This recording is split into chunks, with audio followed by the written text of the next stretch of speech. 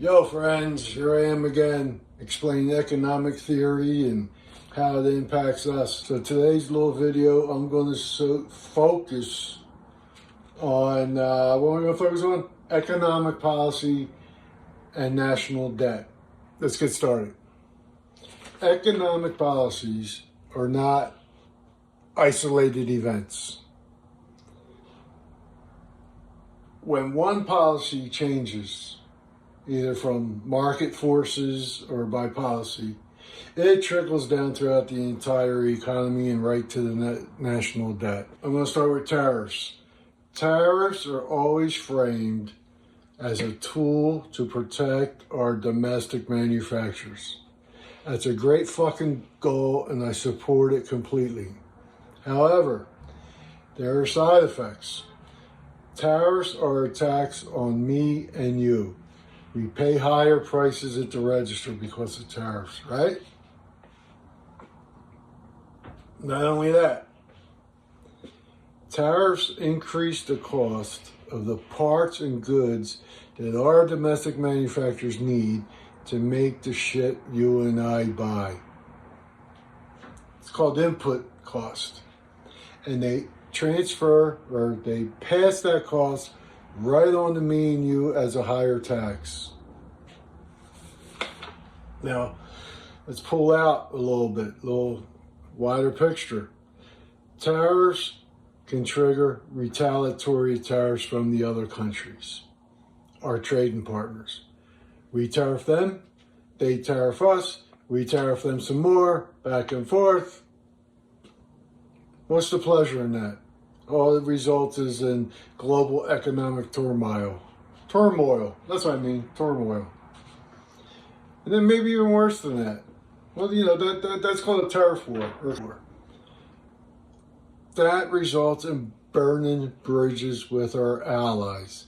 And then that just screws us in all our other diplomatic missions that we need to pursue with our allies around the globe. You know, security stuff, future economic. So, oh shit, what's the result of all this? Lower purchasing power for me and you. Our take-home pay is not getting us what it used to get us, is it? And it constrains GDP growth, our manufacturers' ability to grow.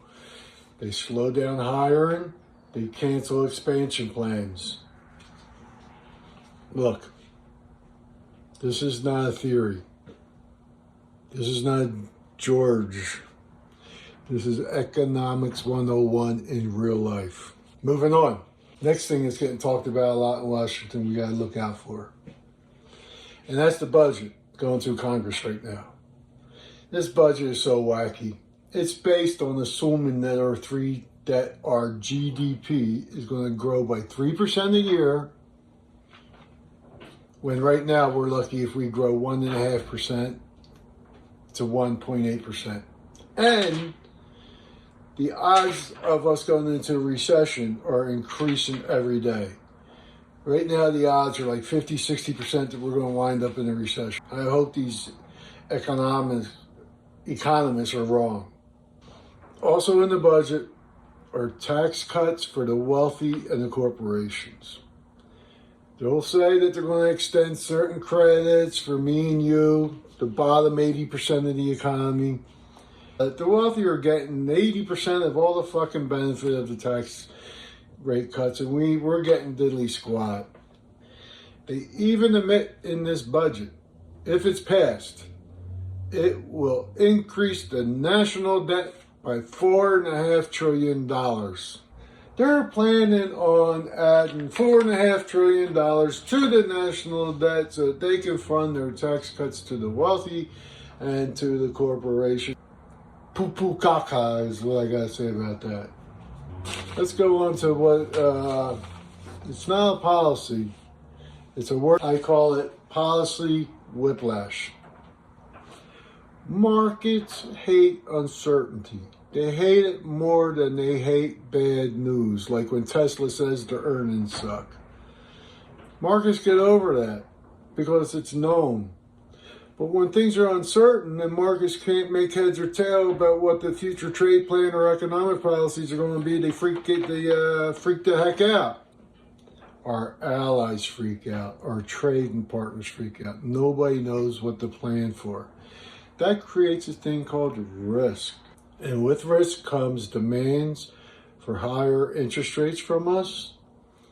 Businesses delay hiring in their expansion plans because they don't know what the markets are going to look like. And foreign capital, all the money that comes from overseas investors and overseas nations, they buy our debt that funds our government.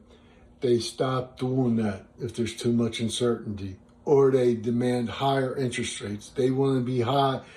They want to be rewarded for lending us money during turbulent times. I call all this a volatility tax. Finally, something that's in the news last week or so, it's really putting a bug up my butt, I guess. I call it, what did I write down? The human capital factor. Look, solutions to our money problem or debt crisis require growth engines. What is going to drive our growth to get out of this bad debt situation that we're in, and the prospect of it ballooning even further? We need a skilled workforce, but we need a way to develop people into that skilled workforce. We need research and innovation for the products of the future to meet our needs. We need labor market stability. We can't solve the debt crisis by cutting investments in education, immigration, and R&D. That's what's going to drive economic growth. Education, immigration reform, and R&D innovation investment. What's this all mean? For this topic, in this video, this all means that when I look at all these policies and put it all together, I see a lot of people chasing after short-term gains. These short-term gains always turn into long-term debt that we gonna have to pay. We're responsible for that debt. We have to pay interest on that debt every year, every day. And right now, we're approaching $1 trillion a year in interest payments to pay our debt. What do you think about that? That's without the $4.5 trillion additional debt that the current administration is proposing. Look, the solution is not partisan politics. It's math, simple math. And it also includes honesty and budgeting. We got to make some hard decisions. We need steady policies, consistency, and we need to invest in true productivity growth. All right? There's no free lunch in building our economy. We got to pay for it, or else we'll pay later. Thanks for listening. I try to call this Econ without the ego. So I hope you stick with me. Keep looking back for more of my videos. Ciao.